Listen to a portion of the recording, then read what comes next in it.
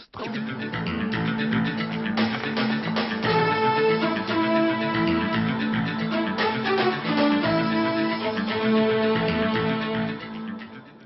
Bonsoir, l'Europe tiendra une grande place dans ce journal, une Europe qui donne le tournis à l'opposition et singulièrement au RPR. Nous écouterons nos invités. François Bayrou, bonsoir, secrétaire général de l'UDF, et nous l'espérons un dirigeant du RPR en direct de l'Assemblée. Une Europe qui a trouvé un avocat de marque, la reine d'Angleterre, de passage à Strasbourg. Une Europe qui affiche son impuissance en Yougoslavie. Les observateurs européens se sont retirés de Sarajevo. Mais allons auparavant en Corse, où la justice tient à agir très vite après le drame de Furiani. 2 nouvelles inculpations ont été prononcées ce soir pour homicide involontaire et coups et blessures involontaires. Celle de Bernard Rossi, directeur pour la Haute-Corse de la société de contrôle technique Socotec. Celle du secrétaire général de la Ligue Corse de football, Étienne Galéaz. Le premier a été écroué, le second laissé en liberté. Retrouvons en Corse nos envoyés spéciaux, Laurence Bobillier, Robin Teboul.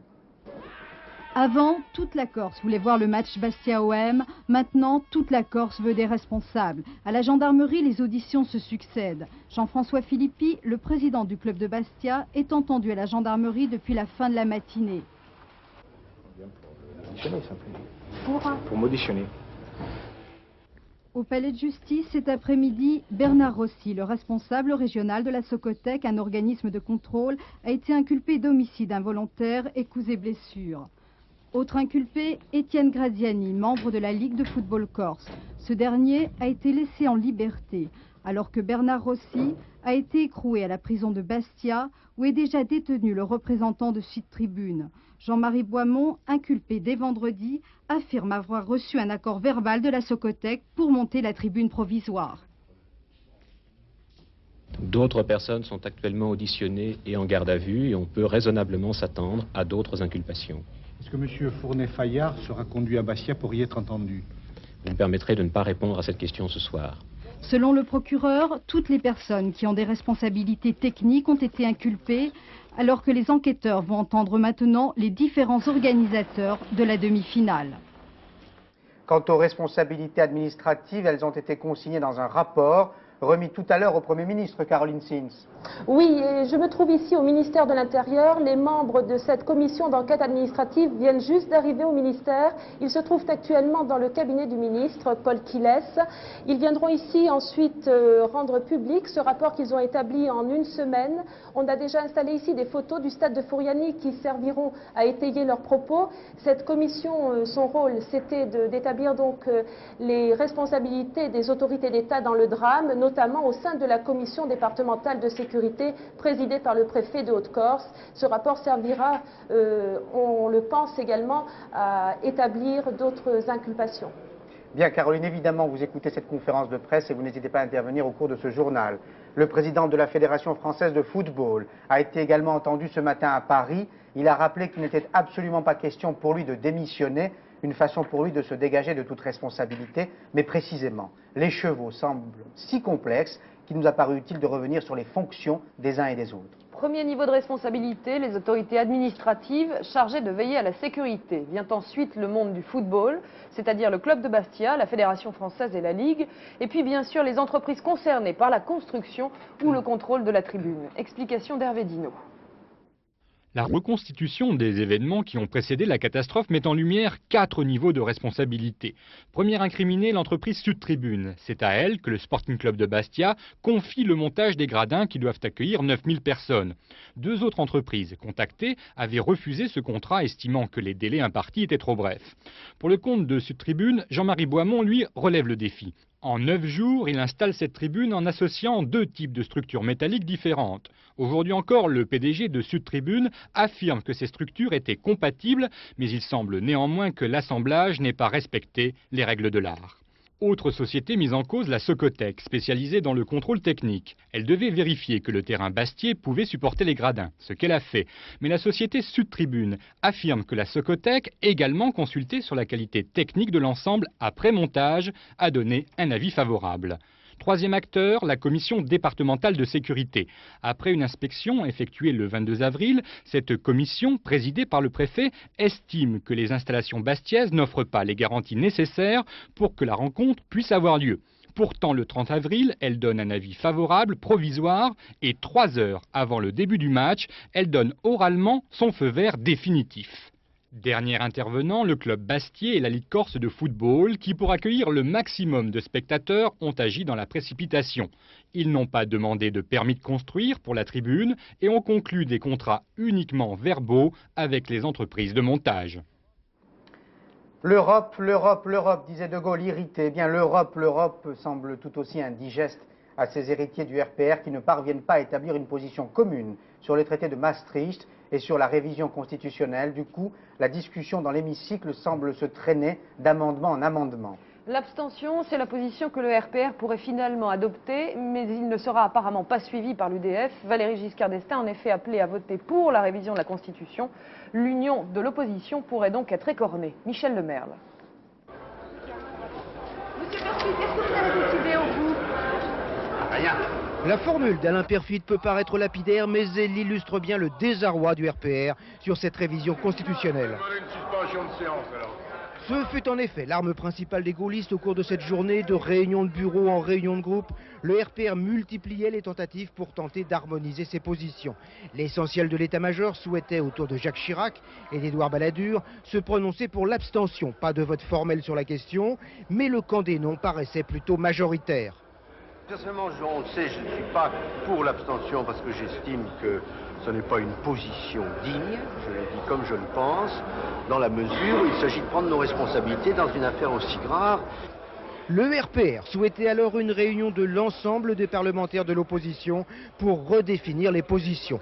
L'UDF assistait mi-inquiète, mi-goguenarde à ces divisions. À chaque famille de résoudre ses problèmes internes.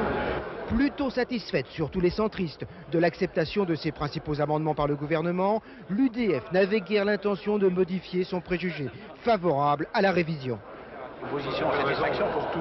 L'opposition serait trop bête, alors qu'elle triomphe, de se diviser. Vous allez dire à nous appelons à l'union et nous serons fidèles aux accords passés dans l'union de l'opposition. Le vote risque encore d'apporter quelques surprises. Il n'est pas sûr, au rythme où l'on va, qu'il ait bien lieu dans le courant de la nuit. Et précisément, nous rejoignons Arlette Chabot en direct de l'Assemblée. Alors que se passe-t-il en ce moment même? Le RPR, j'imagine, est toujours réuni. Oui, le RPR est réuni avec les autres groupes de l'opposition. L'idée est toujours pour le RPR de conduire ses amis centristes et giscardiens à eux aussi s'abstenir. Mais vous l'avez entendu, ils n'ont pas du tout l'intention d'adopter cette abstention générale qui permettrait, dit le RPR, de sauver la façade de l'union de l'opposition. D'autant, disent notamment les centristes, eh bien qu'une partie de RPR, de toute façon, votera non. Donc il n'y aura pas d'unité, alors ce n'est pas la peine d'essayer d'en créer une artificiellement. Il faut dire un peu qu'au RPR, on vit ça comme un drame de famille aujourd'hui. De toute façon, le groupe votera de façon différente. Il y en aura tout de même qui voteront pour, autour de Patrick Devedjian, par exemple, une dizaine de députés, dit-on. Donc Philippe Séguin rassemblera le camp des opposants. Et puis il y a ceux qui suivront, donc Jacques Chirac, qui finalement s'est rallié à la position sage d'Édouard Balladur dans l'abstention. Depuis le début, il faut le dire, que cette affaire est donc mal conduite, mal menée, notamment par Jacques Chirac, qui a semblé hésiter entre donc la modération balladurienne et le camp des non. Et finalement, donc, ce soir, eh bien, on est un peu triste au RPR et il est certain que cette affaire aura des conséquences au sein même du gouvernement, au sein même du mouvement gaulliste, pardon, peut-être aussi au sein du gouvernement futur et peut-être aussi personnellement pour Jacques Chirac. Arlette, est-ce qu'on aura la chance d'avoir un dirigeant du RPR près de vous, qu'on a invité évidemment? Écoutez, pour l'instant, les responsables du RPR sont extrêmement discrets. Ils sont effectivement donc réunis en intergroupe. Si avant la fin de ce journal, eh bien, l'un d'eux peut venir pour nous expliquer encore une fois la position du RPR qui mérite peut-être aussi d'être explicitée donc à nouveau, eh bien, nous l'attendons. Merci Arlette. En attendant, écoutons François Bayrou, notre invité. Bonsoir. Bonsoir. Vous êtes le secrétaire général de l'UDF. Vous ne facilitez pas la tâche de vos amis RPR. Non, c'est pas. Je crois qu'il ne faut pas dire une chose de cet ordre. L'Europe, c'est un sujet très important. Depuis longtemps, nous avons indiqué quelle serait la position de l'UDF sur l'Europe, et je peux même aller plus loin. Depuis des années et des années, des dizaines d'années, les dirigeants de notre famille politique, quels qu'ils aient été au travers du temps, et je dirais même les dirigeants de l'opposition, ont contribué à bâtir l'Europe. De Gaulle l'a fait. Pompidou l'a fait, Valéry Giscard d'Estaing l'a fait, Et même Jacques Chirac, dans la période 86-88, l'a fait pour sa part avec l'acte unique. Et donc, il ne faut pas que nous nous désavouions aujourd'hui en transformant ce qui est la suite de cette construction européenne en une bataille franco-française droite-gauche. Alors justement, François Bayrou, vous êtes en contact permanent avec Alain Juppé, vous le connaissez bien, il est secrétaire général du RPR, nous l'attendons d'un moment à l'autre, j'espère qu'on l'entendra. Comment expliquez-vous l'attitude du RPR si éclatée en ce moment? Oui, d'abord, je n'ai pas l'intention, bien entendu, de commenter ce qui se passe à l'intérieur d'une autre famille. Ça arrive à toutes les familles d'avoir des problèmes en leur sein et il ne faut pas s'en réjouir ou accorder une grande importance. Ce que je veux dire simplement, c'est que si l'opposition veut représenter la majorité de la France, plus de 50% des Français, il faut qu'elle accepte d'avoir en son sein des attitudes différentes, des nuances. Eh bien, on sait bien que dans l'opposition, il y a de plus européens, nous en sommes, j'en suis, et il y a de moins européens. Alors oui, mais ça c'est plus qu'une nuance. Imaginons une partie du RPR voter non sur la révision constitutionnelle, vous allez approuver. Que se passera-t-il si en 93 vous gagnez les élections? Je me permets de vous dire qu'au sein du Parti socialiste, il y aura des gens qui voteront pour et il y aura des gens qui voteront contre. Minoritaires les contre. Voilà, ça n'a pas la même ampleur qu'au sein de l'opposition. Je crois vraiment que dans l'opposition, les contre seront minoritaires aussi. Mais je suis comme Pierre Mazeaud, qui est un des principaux animateurs du groupe RPR et que nous avons entendu il y a une minute. Il a dit « l'abstention, ce n'est pas très digne ». Sur un sujet de cette importance, il me semble qu'il faut dire oui ou qu'il faut dire non. Et en tout cas, pour nous, nous sommes, dans notre très grande majorité, décidés à dire oui. Donc vous désapprouvez l'attitude de Jacques Chirac qui penche pour l'abstention? Non, je ne désapprouve rien.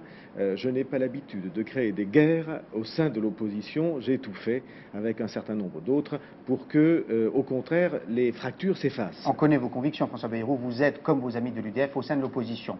Franchement. Mais sur l'Europe, on a le sentiment que vous êtes plus proche du Parti socialiste que du RPR, que de certains RPR. Excusez-moi de vous dire, Maastricht, les accords de Maastricht, ils ont été bâtis par 12 gouvernements. Sur ces 12 gouvernements, 10 sont de notre famille politique, de droite et du centre-droit. C'est donc la preuve qu'il ne s'agit pas d'un affrontement politique, d'un affrontement idéologique à l'intérieur de la France. C'est deux visions de l'avenir européen qui sont en cause. Quant à nous, nous croyons qu'il faut que l'Europe s'affirme pour que la France soit forte et nous avons l'intention d'être cohérents, logiques et lisibles jusqu'au bout. Quels seraient les commentaires que vous feriez, et je crois que vous auriez raison, si ce soir, après vous avoir dit pendant des semaines et des semaines, nous allons voter oui, nous avons posé des conditions au gouvernement, 4, les 4 vont être acceptées. Oui. Si les 4 conditions sont acceptées, quels seraient vos commentaires si je vous disais ce soir je m'abstiens? Vous diriez vous n'êtes pas extrêmement courageux, vous n'êtes pas logique. J'imagine le commentaire du RPR. J'imagine le commentaire du RPR en disant cela, vous rendez service à François Mitterrand. Vous lui offrez un succès politique. Pardonnez-moi de vous dire. Je n'ai pas l'intention et je n'ai pas l'habitude de faire des cadeaux au pouvoir. Je crois que nous nous comptons, nous l'UDF, au sein des opposants vigoureux. Et je crois qu'il faut qu'il y ait du changement en France et qu'il y ait une alternance en France. Mais on ne peut pas faire de la grande question européenne, sur laquelle notre avenir à tous se joue, on ne peut pas en faire un enjeu de politique intérieure. Il y a des moments, souvenez-vous de la guerre du Golfe, où il faut savoir distinguer sur une question essentielle la réponse que l'on donne de nos petits affrontements politiciens. Nous, en tout cas, c'est simple. Depuis des décennies, nous avons été les constructeurs de l'Europe. Nous voulons continuer dans ce sens parce que pour nous, il n'y a pas d'autre avenir pour la France. Il y a une cohérence. Une dernière question, François Bayrou. Imaginons que vous ne puissiez pas surmonter vos divergences sur l'Europe, ce qui semble être le cas. L'UDF n'a pas de divergence. Non, entre le RPR et l'UDF. Non, vous avez compris. Entre le RPR et l'UDF, donc imaginons cela.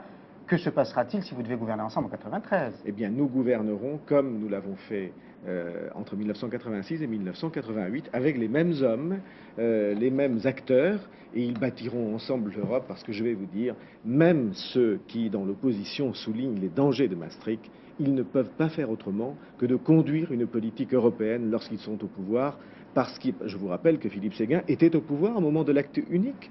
Et il n'a pas pu faire autrement que de soutenir cet acte unique parce qu'il n'y a pas d'autre solution pour la France. Merci François Bayrou. L'Europe donne également des soucis à nos amis anglais. Les insulaires, qui tiennent pour certains d'entre eux à rester insulaires, ont été surpris d'entendre leur reine, plaider pour la cause européenne à Strasbourg. C'est la première fois que la souveraine britannique s'exprime devant une institution européenne. Margaret Thatcher s'y était toujours opposée dans le passé. Une visite et un appui d'autant plus important qu'Elisabeth II a prôné l'ouverture de l'Europe aux pays de l'Est. Reportage à Strasbourg de Jean-Marie Belin. Premier signe qui ne peut pas être fortuit, c'est toute de bleu vêtue, le bleu de l'Europe, que la reine est arrivée à Strasbourg. Cela faisait longtemps qu'elle le souhaitait, ce voyage, pour faire connaître au monde ses convictions européennes. Mais voilà, Margaret Thatcher était là, qui opposait un veto catégorique. Changement de ton et de style avec l'arrivée puis la victoire électorale de John Major. Ce voyage est non seulement possible, mais souhaitable. En 40 ans de règne, c'est la première fois que la reine s'adresse à l'Europe tout entière. Son discours, qui est en fait celui de son gouvernement, donc celui de John Major, est un acte de foi en l'Europe, mais en une Europe qui respecte les diversités de chacun, britannique surtout, et la reine s'est même permis une petite leçon de lecture de Maastricht. Les décisions doivent être prises aussi près que possible du citoyen. Il nous faut renforcer la capacité des Européens à agir sur une base européenne lorsque la nature même d'un problème exige une réponse européenne. C'est là l'équilibre nécessaire qui a été trouvé à Maastricht. Et pour la reine, l'Europe doit être plus large car à chaque élargissement, elle se renforce. Que de chemin parcouru en si peu de temps. Qui aurait cru ce discours royal possible il y a seulement 2 ans? Et suprême élégance, la reine a cité Jean Monnet à 2 reprises et en français, s'il vous plaît, rappelant que l'objectif était... To quote Monet again, the aim was to enraciner dès aujourd'hui un intérêt commun. C'est donc un véritable ancrage de la Grande-Bretagne dans l'Europe qu'est venue annoncer ici la reine. Un message clair, ferme et plus politique qu'on ne l'attendait, qui a toute l'autorité que lui confère la couronne britannique. Cela aidera sans doute John Major, mais surtout cela laisse déjà bien augurer d'une forte présidence britannique de la communauté européenne dans 1 mois et demi, le 1er juillet. Cet élargissement de l'Europe des 12 à la Grande Europe, voulu par la reine Elisabeth, aura du mal à voir le jour tant que la paix ne sera pas rétablie dans certains pays de l'Europe de l'Est. Par exemple, dans l'ex-Yougoslavie, les 12 observateurs européens qui étaient en mission de paix à Sarajevo ont été contraints de quitter la ville. La situation dans la capitale bosniaque est si dangereuse que la Croix-Rouge a elle aussi envisagé de quitter la ville. Finalement, elle maintient son dispositif et se retrouve seule avec les représentants de l'ONU et une organisation humanitaire. Jean-Paul Géroard. Sarajevo, tôt ce matin, ils s'en vont sans tambour ni trompette, ils s'en vont dans le secret. Pour éviter de tomber dans une embuscade au cours de leurs 3 heures de voyage vers Split, les 12 derniers observateurs européens ont demandé aux journalistes d'attendre 7 heures avant d'annoncer leur départ. Un retrait provisoire selon les termes officiels, mais qui laisse aux hommes en blanc un goût amer. Nous sommes très tristes de partir.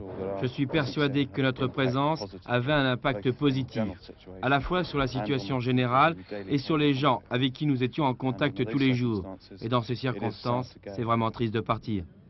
Vraiment triste, mais il leur a fallu se rendre à l'évidence. Leur mission de contrôle du cessez-le-feu était devenue à la fois trop dangereuse et vide de sens. L'un d'entre eux, un Belge, l'a payé de sa vie la semaine dernière, ce qui a provoqué le départ de la majeure partie d'entre eux.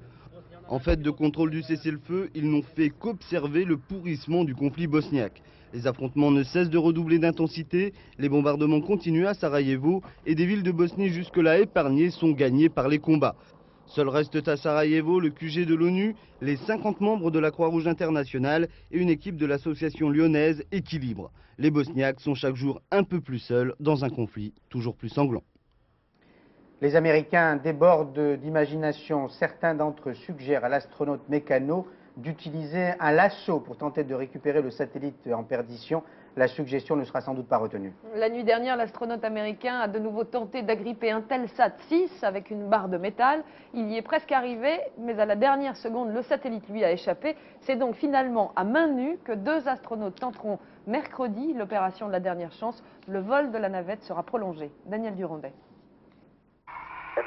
Le combat a été trop inégal entre cet homme, Pierre Thuot, juché en équilibre à l'extrémité du bras de la navette spatiale, et cet énorme satellite de plus de 4 tonnes. Un combat de près d'1 heure et demie, fait de 5 escarmouches, 5 tentatives pour accrocher le satellite qui par 5 fois se dérobe et s'éloigne, dès que l'astronaute tente de le capturer. Pourtant, pour honorer ce contrat de plus de 500 millions de francs, la NASA avait mis la nuit dernière toutes les chances de son côté en attendant pour intervenir que le satellite soit parfaitement éclairé par la lumière du soleil.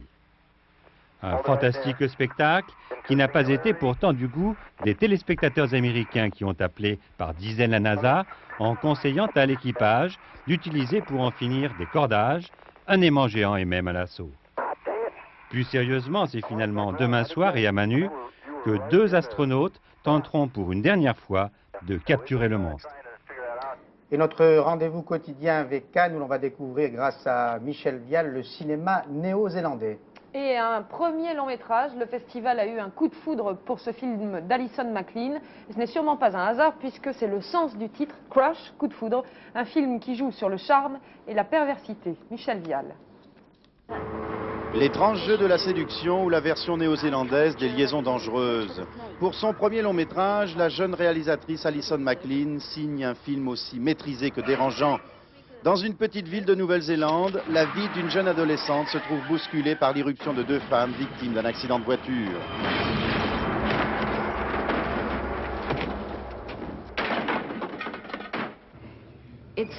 Je pense que le titre du film Crush, c'est-à-dire une sorte de coup de foudre, est important. Je veux dire la différence entre un coup de foudre et une vraie histoire d'amour. Parce qu'un coup de foudre, cela touche davantage le fantasme et inclut un caractère de destruction. C'est davantage de ce genre de rapport dont il s'agit dans l'histoire. D'où le sentiment de malaise qui émane de ce drame psychologique à 4 personnages. Un homme et 3 femmes qui se cherchent, qui se désirent et qui se haïssent dans un décor presque irréel de geyser et de magma en ébullition. Une nature hostile comme un huis clos étouffant couvre ces relations ambiguës.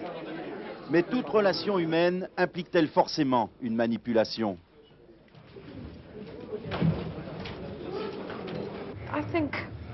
Je pense que si l'on est réaliste, il y a toujours un élément de manipulation dans les relations humaines.